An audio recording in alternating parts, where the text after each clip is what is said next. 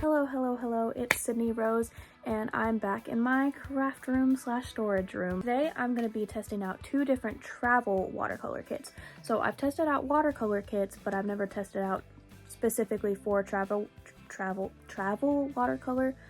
This is why I like voiceovers, because you can redo the takes every time you slip up your words, but I guess I could redo the video too, and I do that sometimes, but I am back with the Royal Langnickel brand for their travel watercolor kit, and I will be testing them against Grabbie's watercolor kit, which was a TikTok sponsor, and then this one is one I got from Walmart. So I'll do my spiel about both of these right here, and then let's get into testing out both of these to see which ones we like better and what pros and cons each of these have. Also, don't come for me for wearing the same shirt in two different intros. I filmed the intro for the Labubu video and the travel watercolor video on the same day, right after each other. So, don't come for me for wearing the same shirt. I promise I'm clean. So, I don't know which video will go up first, and I don't actually know which video I'm going to put this in, so probably the second one, because don't come for me for wearing the same top in the same video and thumbnail. Or a different video and different thumbnail. Yeah. Hello, hello, hello. Now it's time for voiceover Sydney Rose. To start out, I haven't had really any experience with either of these travel watercolor kits. I tested Grabbie's out on their swatch sheet that came with the kit, but I haven't completed an entire piece yet. But to start off, the Royal Watercolor Kit can be found at Walmart for around $13, and it comes with a wide array of colors and a brush that holds water. I'm personally not a fan of these types of brushes, but they do make sense when you want to watercolor while traveling on the go. I did this while I was in a study abroad class in France, and I will say it did help when we had to paint standing up or on the go. I do have videos about my trip on this channel, so if you're interested, you should definitely check those out when you're done watching this video. Grabbie's kit can be found on TikTok for around $40, and it also comes with one of these brushes that holds water. Grabbie's set comes with a lot more colors, but it is bigger as a kit. I'm going to have to do a video with these where I actually test them out to see which one's best for actual traveling watercolor, but for now I'm just testing the quality. The Royal kit is a pigment-based watercolor, and I could not find results on whether the Grabbie watercolor kit was a pigment or a dye-based color kit. If you remember my video where I tested the Koi and Meeden watercolor kits, you would remember that I drew my friends Maddie and Jordan to test this paint. This time I decided to do a transfer of a stock image portrait I found on the internet. The reason I chose to do a transfer instead of a drawing like I did the last time is because there were just too many drawing inconsistencies, and I wanted these paintings to be as similar as possible.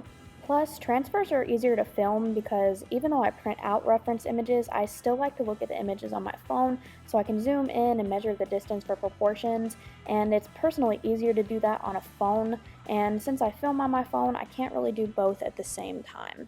As always with any of my works, I started by taping off the edges so I can keep my paper down and keep a clean border. I also knew this would cause the transfer image to be bigger than the actual piece, but for this I was kind of wanting to go for a composition where the portrait was mainly just the girl's face and hair to really focus on the details and shadows, so it worked for me. When I was done with the transfer image, it was time to start painting. I started out by drawing over my pencil lines with a Sharpie so I wouldn't lose any of my details under the watercolor like I did in the last video. This makes it easier to see where you should paint your shadows and your highlights. The Royal kit doesn't have skin colors, so I had to improvise. I decided I would go for a complementary colors look for this piece. Complementary colors are colors that are on the opposite sides of the color wheel from one another, so think blue and orange, red and green, and purple and yellow. With this palette specifically, I really liked the blues and the oranges, so I decided to make her skin blue and her hair orange to create that complementary contrast. When painting watercolor portraits, I like to start by painting the shadows over dry paper, then layering the lighter tones of the skin over them so they blend better and the colors are more controlled.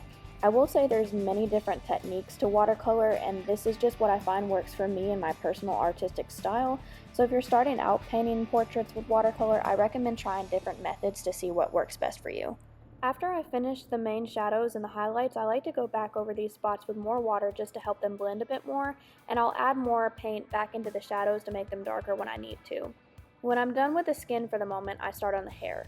With watercolor, you can't work something too much on the paper or it will rip because the water will saturate the paper too much, so while the skin is drying, isn't that such a weird sentence, when the skin is drying? But anyway, while the skin is drying, I start on the hair. I start with the yellow for the highlights and add orange for the main parts of the hair. Some of the blue got mixed in with the orange in the hair here, but that's okay because I'll just blend it out and then go back over it with another layer when this all dries. With the Royal palette, blending colors is almost effortless. I would compare the quality of the watercolor in this palette to the Koi watercolor kit. Along with the quality, the colors blend very similarly and are a good balance between opaque and translucent, so you're able to layer the colors quite nicely, very similar to the Koi palette. I did run into some more issues with the blue blending into the orange. When this happens to the paint that I can't blend out, I will dab my paper with a small strip of copy paper to get some of the wet paint off of the paper, then try to blend it out from there.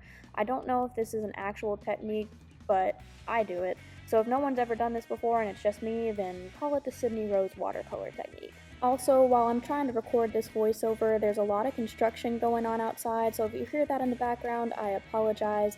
There's been a lot of construction on my street lately, but hopefully it'll be finished soon, or I learned some new audio tricks to clear it up other than just using my microphone. So I'm done with the painting, so now I need to go back over it with my Sharpie. When it's dry, I will also do a time-lapse of that, but here we go with the Royal and Langnickel Paint Travel Watercolor palette. Even though I start the painting off by drawing over my pencil lines with the Sharpie marker, I like to do it again after the paint is dry just to be sure the edges of the drawing are clear and able to be seen through the paint. And I just re-listened to that last voiceover clip and you can clearly hear the construction in the background, guys. So I do apologize, and if anybody has any more microphone tips and tricks that you could share, please let me know. I'm always open to constructive criticism, especially because I'm filming and editing all by myself. Alright, I'm done with the Royal Langnickel watercolor. I'll obviously put in the photographed image at the end, but let's get to the Grabbie watercolor travel kit. Thumbs up! As I stated before, the Grabbie watercolor kit was a sponsor from TikTok, and ironically, I would compare how this kit paints to the Meeden watercolor kit that was also a TikTok sponsor. Both kits have very thick watercolor that don't require a lot of paint to be opaque, but have a bit more issues with blending. But I'll get to that later because before I even start the painting, I had to do another transfer. I did this the same way as I did the last transfer, but my printer is running out of ink, so the second print's not as clear as the first, but that's okay because I just went with it. The goal of using a transfer is to make the drawings as close as possible so the results of both paintings are equal and fair to be compared to each other. The Grabbie watercolor kit has a lot more colors in it than the Royal kit, so I color matched to the best of my ability, and luckily the colors matched very well. Same as the Royal kit, I started out with dark blue for the shadows in the face and then went on top with a lighter blue and more water so I could blend the shadows and the highlights together. The Grabbie and the Meeden kit are very similar in how thick their paint is, and this has some pros and cons. This is good for layering because you don't have to do as many layers to get an opaque finish, but it does make the colors harder to blend with each other. With the Royal kit, I had to do a lot more layers to get an opaque look, but the colors were much easier to blend. So which one is better with this in mind? It really depends on the specific look you're going for with your piece. If you're wanting a more translucent watercolor look, I recommend the Royal kit. But if you're looking for a brighter opaque look, I would recommend the Grabbie kit. Since the Grabbie kit is more opaque, the painting took less time as a whole, and I again went back over the painting with my black Sharpie just to ensure that I was not losing any of my line details under the thick paint. And just as some filler for the rest of this voiceover clip, I have been very busy these past few weeks with pursuing my master's degree, teaching, waitressing, and trying to be consistent with my social media presence that I'm really tired. Don't get me wrong, I absolutely love doing all of these things and hanging out with all of my friends and staying busy, but as I'm finishing this voiceover, I can hear my voice getting more tired and monotone due to sleepiness, which is kind of funny because who knew my voice could be even more monotone than I already am. Alright, and we're done. So here's the finished piece with the Grabbie Travel Watercolor Kit. and then the Royal Langnickel watercolor kit. So side by side, and I will put up the actual photographed images of them done in the video in the next little slide, but I'm trying to stand them up against this.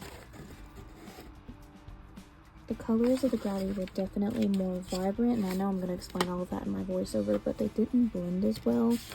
These colors of the Royal Langnickel weren't as vibrant, but they blended a lot better. So definitely have pros and cons for both. So this is probably going to be my last video in this video, or I guess clip in this video before I go to my end card. So do all the things that all the YouTubers tell you to do. So go like and subscribe if you want to see more of my content, and thank you guys so much for watching. Bye. Actually, I take it back. That was an early outro because I still gotta put the photographed images. It's super late at night, so I guess I'm just too tired to think, but I'll explain my pros and cons better when I'm showing the actual images in the next slide. So we're gonna do that now. For the photographs, the first one is the Royal and the second one is the Grabbie. I know I don't normally say which one I like better, but personally I think I like the Royal piece better than the Grabbie piece, simply because it was easier to blend and I think that really helped bring out the details. But again, it does depend on the look you're going for with your specific piece. I would much rather use the Grabbie kit for backgrounds because of how opaque the paint is. This would also work better for watercolor landscapes that don't have as many shadows and a need for blending. So in conclusion, which ones do you guys like better? The Royal and Langnickel Travel Color Water Kit or the Grabbie Travel Watercolor Kit?